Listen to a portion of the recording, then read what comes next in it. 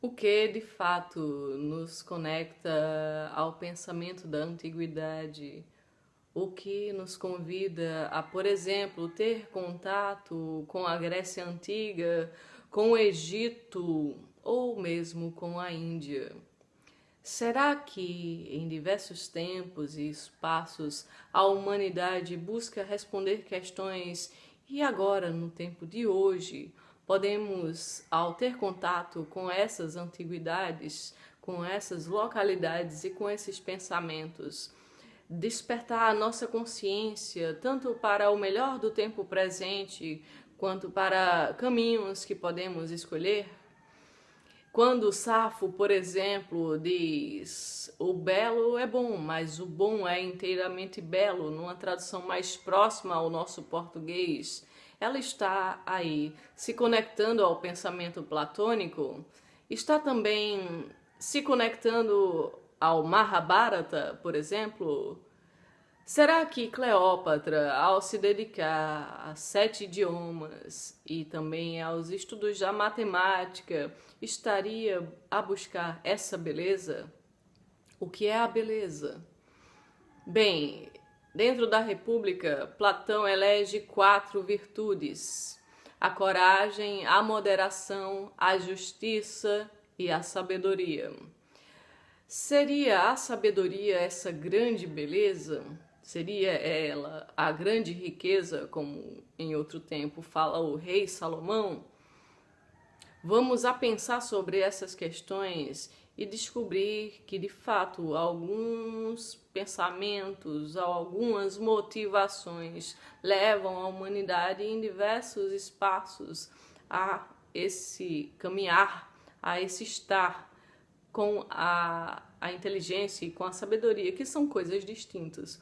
Todavia, a filosofia que dessa herança grega compreendemos enquanto amor à sabedoria ou amizade à sabedoria, nos convida a estar nessa proximidade, nessa caminhada. E se a inteligência é fundamental para o século XXI, quiçá a sabedoria pode nos despertar para talvez uma moderação de alguns costumes e uma descoberta de outros valores, para além da moralidade, porque a própria ideia de moral, ela ganha condutas, ela ganha escolhas específicas e é da ética, por exemplo, nos despertar para que nossos pequenos valores morais não necessariamente são melhores do que de outros grupos sociais ou de outras pessoas, mas como conviver respeitosamente entre essas multiplicidades de valores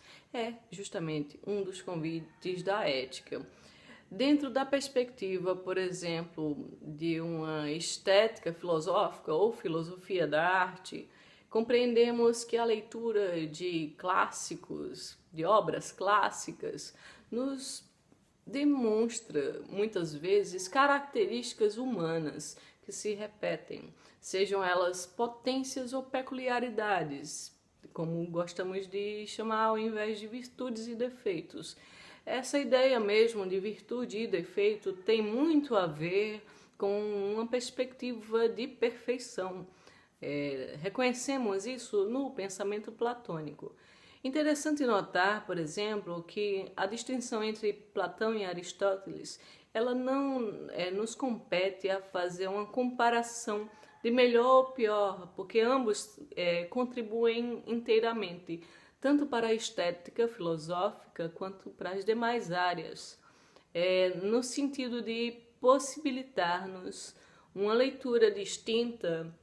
Isso provavelmente nos garante ou nos possibilita também uma amplitude de escolhas, de caminhos, de percepções. Quando pensamos, por exemplo, na mímese em Platão e na mímese em Aristóteles, se na mímese de Platão há uma imitação da imitação, por exemplo, na arte, já em Aristóteles essa imitação é o que nos chega a possibilitar a ideia de representação. O que é muito interessante, né? Que aí vamos pensar nas artes cênicas, por exemplo, que tem essa ideia de representação até determinado momento, que depois a gente vem com a ideia de interpretação. Todavia, não é possível reconhecer uma linha reta dos processos históricos, mas quando, por exemplo, nos propomos a fazer conexões entre pensamentos e civilizações distintas, o que nos move a esse exercício é justamente reconhecer questões que são fundamentais para a humanidade ou para as humanidades, independente dos tempos históricos. Mas continuando sobre a antiguidade, vamos centrar hoje especificamente na antiguidade grega, mas em outros momentos estaremos a fazer mais essas conexões entre a antiguidade grega, entre o Egito Antigo, entre a Índia e outras civilizações. É muito mais para começar essa explanação, certo? Quero também convidar-te a estar nos nossos cursos, porque dentro dos nossos cursos eu posso te possibilitar, inclusive, a ter um contato com as metodologias que desenvolvemos,